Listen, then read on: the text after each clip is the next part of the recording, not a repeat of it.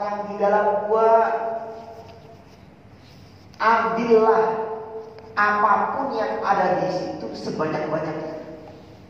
Apa? Ambillah apapun yang kamu temui di situ sebanyak-banyaknya. Karena itu akan bermanfaat ketika kamu keluar dari gua. Maka orang yang masuk itu ada 3 orang. Ada berapa? 3. Pertama, yang masuk itu orang yang sama sekali gak percaya. Ini yang ngomong siapa ini?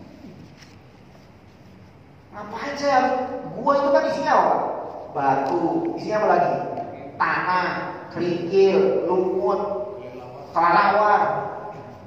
Ngapain saya harus ngambil barang di situ? Itu isinya gua mesti kayak gitu, gak mungkin. Akhirnya orang yang kayak gini kira-kira ngambil apa enggak? Gak bakal ngambil. Yang kedua, tipe orang kedua masuk. Tipe orang setengah-setengah. Antara percaya dan bener gak ya? Masa itu manfaat buat saya? Tapi kalau gak dihiraukan juga, ambil lah. Dia ambil satu butir kerikil, dimasukin ke dalam bani gak sama sekali. Siapa tahu emang betul apa namanya bermanfaat. Orang yang ketiga adalah orang yang yakin 100%. Saya yakin semua yang ada di gua ini yang saya akan bawa akan memberikan manfaat untuk saya. Akhirnya itu orang kira-kira ngambil banyak apa? Oh, bajunya dia copot isi semua. Oh, dia gendol kanan kiri. Akhirnya orang yang saudaranya, kamu ngapain? Walaupun gak kelihatan, tahu temennya ngambil banyak susah-susah. Ngapain kamu ini tanah semua kamu ambilin, batu semua kamu ambilin? Saya yakin. Saya ya. Kan gak kelihatan Pak. Akhirnya gimana Pak? Ketika semuanya udah naik keluar dalam gua, baru yang dibawa ternyata isinya intan berlian emas. Kira-kira itu orang yang gak ngambil tuh nangis gak Pak? Nyesel. Waduh, kenapa saya gak denger omongan itu? Ya ambil kayak 1 buah, 2 buah. Kenapa saya gak sama sekali ambil? Orang yang kedua nangis gak Pak? Tetap nangis. Kenapa saya gak penuhi kantong saya dengan barang-barang itu? Saya cuma ngambil 1. Orang yang ketiga, wah mereka tinggal sendiri. Ayo, bener kan? Saya susah dalam gua bawa barang banyak, penuh jalan licin, tapi saya dengan sekuat tenaga menjaga apa yang saya bawa sampai saya keluar dulu. Inilah Ramadan. Inilah kehidupan di dunia. Kalau kita yakin terhadap sabda baginda Rasulullah SAW, yakin dengan janji-janji Allah, maka ketika kita selesai dari Ramadan, ketika kita selesai dari kehidupan dari dunia ini, kita akan menjadi orang yang paling bahagia. Sekarang pilihan manusia itu di dalam pilihan. Kita mau pilih jadi orang pertama, orang kedua, atau orang ketiga. Walaupun secara hakikat semua udah ada takdirnya. Si A jadi pertama, si B jadi kedua, udah ada. Cuman untuk menuju situ orang diberikan ikhtiar memilih. Seperti ada orang di masjid, pilihannya 2, dia bisa pilih mau ngaji silahkan, nggak ngaji juga silahkan. Diberi ikhtiar, tidak ada yang dipaksa. Maka jangan sampai Ramadan ini kita menjadi orang yang ketiga, orang yang pertama sama sekali nggak percaya. Ini nanti Pak banyak sekali fadilah Ramadan di sini yang akan saya sampaikan. Saya sendiri baca itu nangis sendiri. Saya sebelum aja pasti saya sekolah, saya kaji kitab-kitab yang lain. Saya sendiri nangis, masya Allah. Segini besar ya Ramadan. Ternyata Ramadan itu nikmat. Ramadan itu apa ya? Suatu karunia yang besar yang Allah hadiahkan untuk kita. Kalau orang mau ngaji. Tapi kalau nggak mau ngaji ya udah. Ramadan tahun ini biasa, tahun depan biasa, 50 tahun Ramadan biasa. Ya, lumayanlah jadi doa kedua. Enggak kok daripada enggak sama sekali. Tapi rugi Bang. Kemudian orang itu kalau puasa, maka dengan puasanya Allah akan lindungi dia dari neraka. Maknanya apa, Pak? Di antara maknanya, orang kalau berpuasa akan Allah gerakkan hatinya, Allah gerakkan pikirannya, sehingga menjadi program tubuhnya dihindarkan dari segala macam kemaksiatan. Orang kalau puasa gitu. Coba Pak, kalau Ramadan itu kira-kira orang mau makan tengah jalan malu nggak, Pak? Maknanya apa? Dengan orang berpuasa akhirnya timbul malu. Dengan orang berpuasa akhirnya timbul yang tadinya biasanya nyanyi-nyanyi, akhirnya di tengah jalan, akhirnya ketika puasa diem di rumah sambil kelaparan. Gitu loh ya. Yang biasanya keliling-keliling gitu, Masya Allah keliling-keliling ngapain gak jelas, di rumah dia ngantuk gitu. Maknanya apa? Orang kalau puasa minimal tubuhnya akan Allah gerakkan untuk terhindar daripada kemaksiatan. Nanti di samping ada hadis yang menyampaikan, kita akan baca, setan akan dibelenggu. Nanti akan dibahas. Wa fi sahihaini, bawahnya Pak. Dan diriwayatkan dari Imam Bukhari dan Muslim, sahihain. Berarti hadis ini diriwayatkan oleh Imam Bukhari dan Imam Muslim. Berarti hadis sahih. Anin Nabi, dari Nabi sallallahu alaihi wasallam, annahu, beliau qala, bersabda, Bunyal Islam, bunya dari kata-kata bana yabni, dimajhulkan, bunya dibangun. Kalau bana artinya apa? Membangun. Kalau bunya artinya apa? Dibangun. Apa yang dibangun? Al-Islam, agama Islam, ala khamsin, atas 5 asas atau atas 5 dasar. Ala an ta'budallah, yang pertama. Dasarnya pertama apa? Bagaimana orang itu menyembah Allah. Wa taqra bima dunihi, dan menyekutukan sesembahan selain Allah. Jadi ini namanya apa? Rukun apa?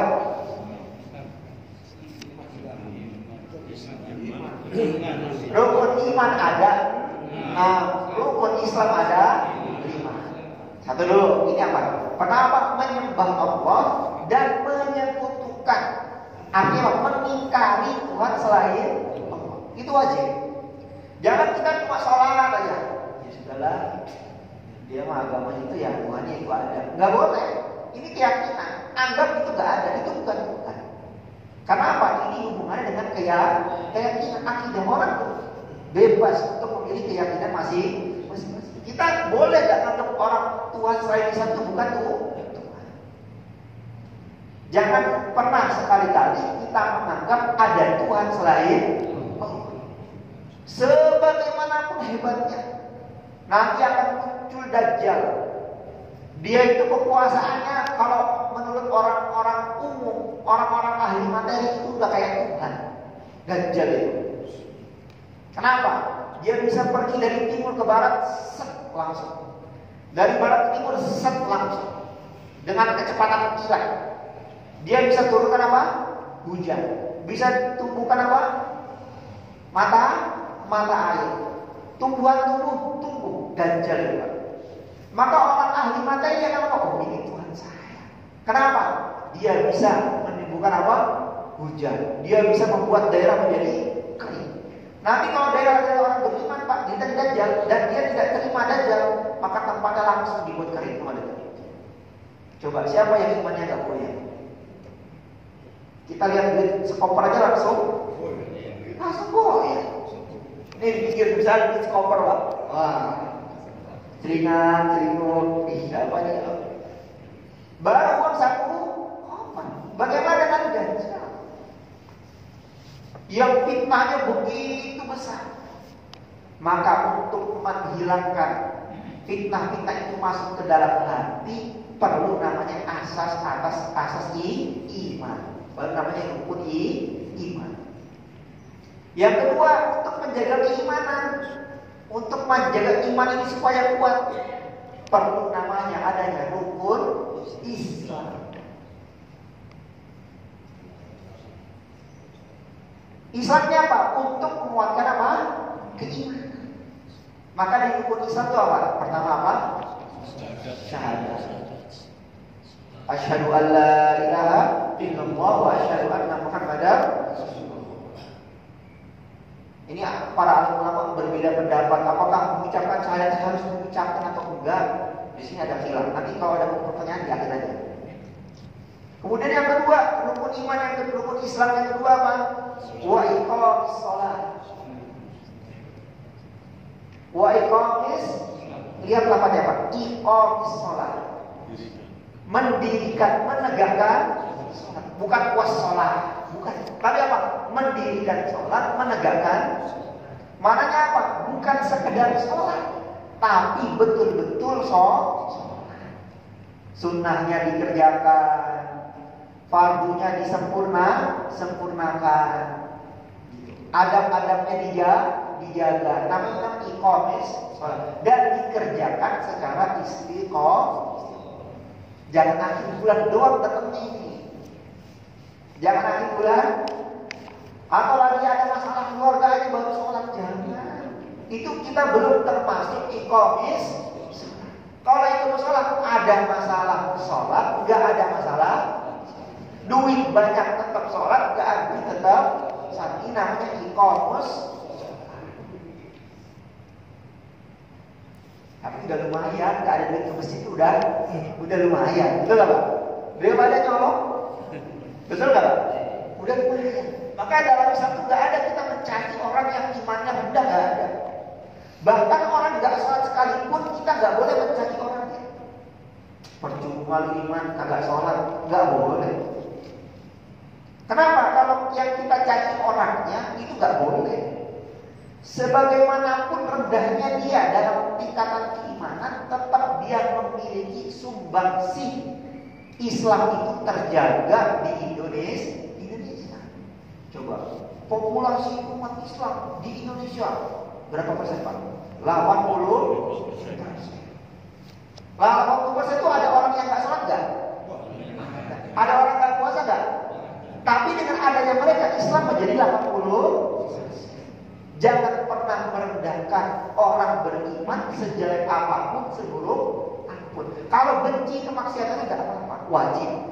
Tapi jangan sama sekali. Kan kita nih orang Indonesia sukanya gitu. Yang kita benci orangnya, bukan keburukan. Kalau benci keburukannya ya tetap disalami, tetap disenyumin, tetap diajak makan bareng. Namanya apa? Kita benci keburukannya, bukan benci orang. Pak, sejelek-jelek apapun orang dalam Islam tidak boleh kita rendahkan. Orang kalau sudah masuk Islam apa? Dia akan terjaga kehormatannya, hartanya, dirinya akan dijaga. Dikatakan dalam sebuah hadis Pak, la taqum sa'ah hatta la qala bil ardi Allah. Hari kiamat tidak akan berlangsung. Hari kiamat besar yang hilang semua alam semesta tidak akan berlangsung selagi masih ada di muka bumi ini orang yang beriman kepada Allah. Kiamat bentar lagi, iya lagi, tapi jangan ditentuin. Selagi ada orang sholat, selagi orang ada mengucapkan Allah, kiamat gak bakal mau takut. Tapi khawatir harus, karena kita nggak tahu, siapa tahu besok kiamat atau minggu depan kiamat. Karena kejadian kiamat tuh kronologinya saya jelas sedikit Pak. Ini sebelum kiamat, nanti kan bumi itu makmur semua, bumi makmur, orang iman makmur. Akhirnya apa Pak? Allah kirim angin dari arah Yaman dalam sebagian riwayat. Riwayat lain yang mengatakan dari arah Syam. Angin yang sangat lembut banget anginnya. Terus putar seluruh dunia. Dan tidak akan melewati angin tersebut kepada orang beriman kecuali Allah akan cabut nyawanya. Maknanya apa? Orang beriman satu waktu akan Allah cabut nyawanya dengan lewatnya angin yang lembut. Baru tersisalah syirorun nas. Maka setelah orang iman gak ada, semuanya di dunia itu gak ada orang iman. Baru tersisa orang-orang yang paling buruk di muka bumi. Siapa? Orang yang tidak beriman kepada Allah. Langsung jadi hari kiamat. Makanya apa Pak? Tadi itu selagi ada orang beriman, biar dia gak sholat, biar dia gak puasa, harus kita rangkul, harus kita apa? Kasih sayang kepada mereka. Nah, ini orang satu masjid, orang satu rumah, orang satu instansi dimusuhin. Boleh nggak Pak? Nggak boleh. Lah orang yang nggak sholat harus kita sayangin, apalagi orang satu rumah, apalagi orang satu masjid, apalagi orang satu kampung, harus lebih kita cintai. Kemudian yang ketiga, wa ita zakat, bayar zakat. Yang keempat, wa hajjil bait, pergi haji. Dan yang terakhir, wa shaumi Ramadan, puasa di bulan Ramadan. Riwayat yang lain haji terakhir. Riwayat yang ini hadis ini juga haji nomor 4. Gak masalah, yang penting 5-5-nya ada. Riwayat lain kenapa haji terakhir? Karena rukun Islam yang 5 itu yang modal cuma yang haji, yang lain nggak perlu modal. Loh Pak, saya zakat. Loh, Bapak bukan zakat, Bapak mustahil. Mustahil apa? Kan kalau zakat kan orang ngeluarin duit. Pak, saya zakat juga, kamu bukan zakat, kamu mustahil. Zakat orang yang wajib menerima zakat. Maknanya apa? Ya tadi itu. Di antara 4 amalan Islam itu yang 4 itu gratis, yang 5 itu apa? Bayar. Modal. Kemudian 5 rukun iman ini bunia. Beliau mengatakan, Rasulullah SAW sampaikan sebagai asas. Maka sebagian ulama mengatakan Islam itu seperti rumah yang memiliki berapa tiang? 5. Tiang tengahnya adalah syahadat. Ini kalau tiang tengah ambrol, tapi 4 tiang ada, yang lain ikut ambrol nggak? Ambrol nggak Pak? Ambrol tengah. Tapi kalau tiang tengah ada, yang 4 nggak ada, masih berdiri nggak berada? Masih berdiri. Makanya syahadat ditaruh nomor 1. Nah, tiang tengahnya bangunan itu syahadat. Jangan sampai iman itu runtuh. Jangan sampai iman itu terkikis. Jangan sampai iman itu hilang. Maka nanti puasanya nggak sah, nanti hajinya nggak sah, nanti zakatnya, ibadah lainnya semuanya nggak sah. Yang lain adalah 4 ini adalah tiang sanggahan yang lainnya. Kalau kurang satu, bangunan tetap berdiri, tapi kelihatan tidak indah. Ada orang sholat tapi nggak puasa, enak nggak Pak? Tidak Pak. Bapak punya rumah, gitu, berdiri, cuman bagian depannya penyok sebelah. Kira-kira indah nggak dia? Nggak indah. Apalagi ibu-ibu, jangankan rumahnya runtuh sebelah, itu naruh apa Pak? Naruh sendal aja nggak rapi, apa kelihatan nggak Harusnya itu yang imannya lebih kuat itu ibu-ibu. Kenapa? Dia ngelihat garang itu langsung apa? Langsung nggak enak. Beda sama laki-laki. Wah, laki-laki itu gimana Pak? Naruh baju sembarangan, sebagian besar ya, termasuk saya. Kalau bapak-bapak ini, insya Allah saya nggak tahu.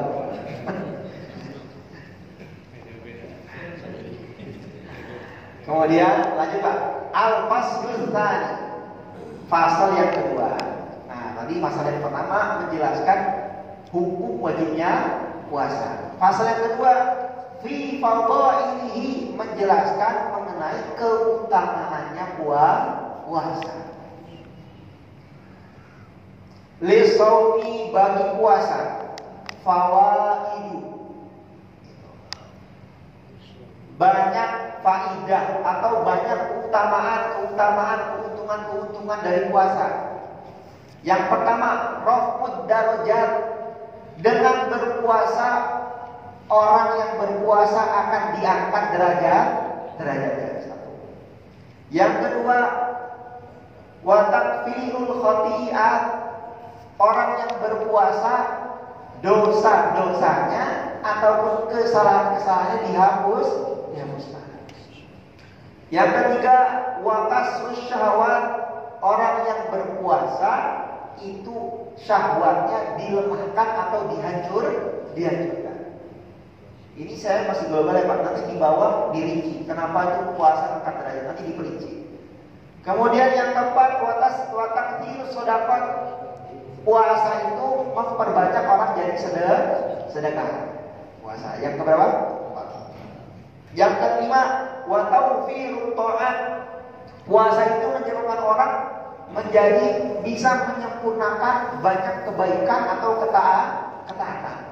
Yang biasanya nggak sholat sunnah jadi sholat sunnah. Yang nggak biasanya baca Quran jadi baca. Yang nggak biasanya nggak pernah sholat witir jadi sholat. Gara-gara apa? Puasa di bulan. Kemudian selanjutnya wa syukri alimil khafiyat. Ini agak sulit.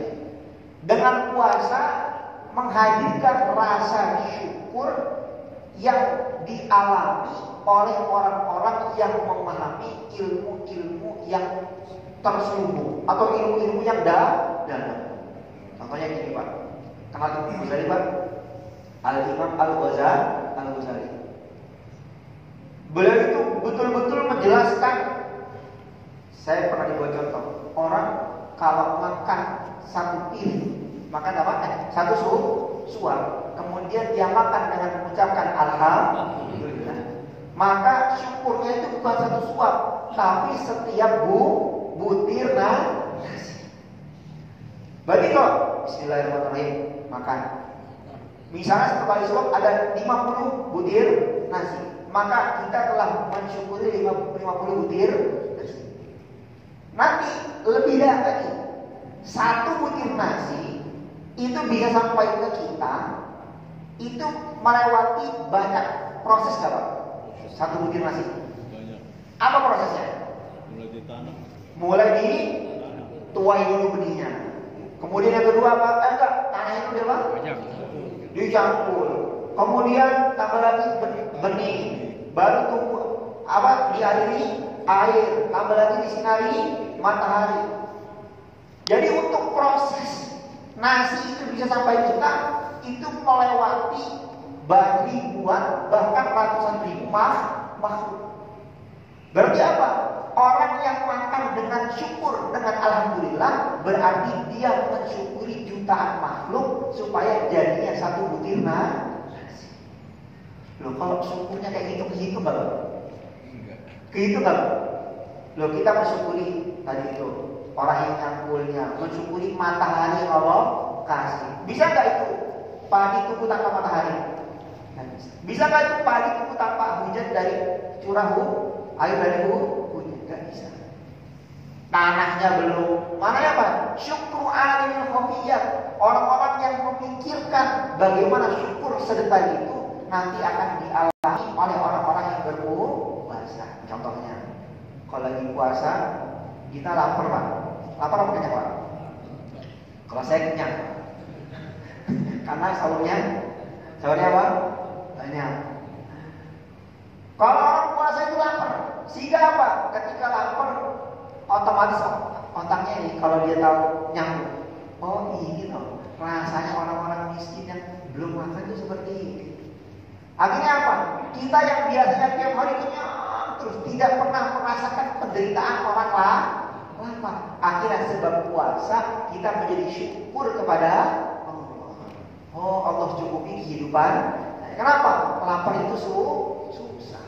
Lapar itu lemes. Lah orang-orang fakir, orang-orang miskin Pak, yang berasnya itu ada, kalau ada yang ngasih gimana rasanya? Orang fakir miskin di sekitar kita banyak. Dia nggak makan kalau nggak ada yang dia itu rasanya puasa seperti setiap hari. Ada yang mikirin enggak? Nggak. Tapi sampai sekarang orangnya masih hidup. Maknanya apa? Tetap Allah kasih rizki. Nah ini namanya syukru alimil khafiyat. Akhirnya terbuka itu hal-hal yang nggak kita ketahui sebab puasa. Nah kemudian wal inzijar an khawatiril ma'asi wal mukhalifat. Dengan puasa kita terjauhkan dari maksiat-maksiat kepada Allah. Saya bahas poin pertama dulu. Poin pertama apa tadi Pak? Puasa mengangkat derajat. Fa'amarahmud darajat. Adapun puasa itu mengangkat derajat. Fali qaulihi sallallahu alaihi wasallam, itu sesuai dengan dasar hadisnya, sabdanya baginda Rasulullah sallallahu alaihi wasallam. Apa itu? Idza jaa Ramadan. Ini hadis. Ketika telah datang bulan Ramadan. Udah berapa hari Pak? 7. Masuk 7. Malam nanti masuk 7. Sekarang 6 masuk. Yang bilang 6 betul, yang bilang 7 betul. Ini hari ke-7. Ini hari ke-7. Oh, hari ke-7. Oh, 6 untuk yang puasanya. Ada yang hari Ini hari ke-7. Kan ada juga ya? Enggak ada. Oh, ya. Mana? Oh, sama semua ya? Hari ini. Hari ke-7. Ketika masuk bulan suci Ramadan, futihat abwaabul jannah. Sekarang ini pintu surga dibuka lebar-lebar oleh Allah Subhanahu. Mana kita nggak bisa lihat. Tapi betul. Betul apa ngarang Pak? Ini yang disampaikan betul apa ngarang? Betul. Karena siapa yang menyampaikan? Langsung baginda Rasulullah. Ini benar-benar surga lagi dibuka. Kemudian yang kedua, wa kulliqat abwabun nar. Pintu-pintu neraka ditutup rapat. Wa suffidatis syayatin. Yang terakhir, para iblis, para syaitan laknatullah alaih, semuanya dibeleng. Hadis ini menjelaskan apa Pak? Menjelaskan orang kalau berpuasa akan diangkat derajat. Saya mau tanya, apa hubungannya angkat derajat sama hadis ini? Kan orang kalau diangkat derajat apa? Dari rakyat menjadi pejabat, diangkat. Atau dari RT diangkat jadi RW. Betul Pak? Lah hadis ini apa hubungannya diangkat derajatnya orang berpuasa dengan hadis ini? Ditutup neraka, dibuka surga. Kemudian setan dibelenggu. Derajatnya di mana? Diangkatnya di mana?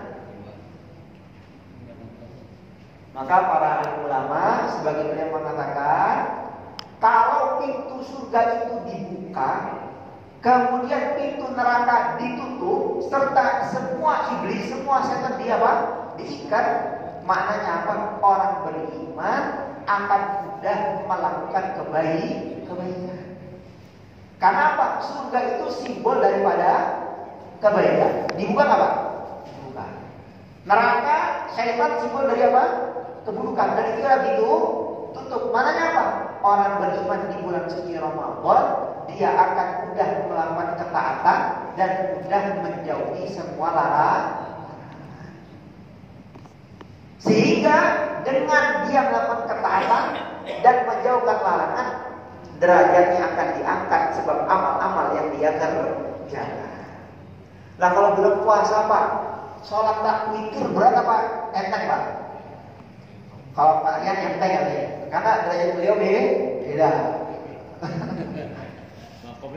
Makomnya beda. Karena orang sholat witir, kenapa? Karena ada tarawih. Maknanya apa? Kalau di bulan Ramadan orang yang gak biasa sholat witir jadi sholat. Yang gak biasa sholat subuh karena ada sahur jadi sholat. Betul kan? Betul kan? Ini saya cerita diri saya. Kalau bapak-bapak udah rajin sholat insya Allah. Yang gak biasa sholat subuh atau gak biasa subuh di masjid, asbab ada sahur jadi. Tapi ada Pak, orang habis sahur di tidur gak sholat subuh. Kenapa? Dia tahunya amalan Islam, ajaran Islam itu cuma puasa. Nah, gini Pak, neraka udah ditutup, setan udah dibelenggu. Kenapa masih ada maksiat di bulan Ramadan? Lah simbol-simbolnya kemaksiatan kan sudah ditutup. Jadi kenapa masih ada maksiat? Ya harusnya kan nggak ada apa? Maksiat. Nah inilah menjadi sebuah kerisauan para alim ulama. Kalau orang sudah melakukan satu keburukan, maka keburukan itu akan menjadi satu titik hitam di mana? Di kolbu. Kemudian kalau dua keburukan jadi dua titik. Kalau 1000 keburukan jadi 1000 titik. Sehingga tidaklah orang itu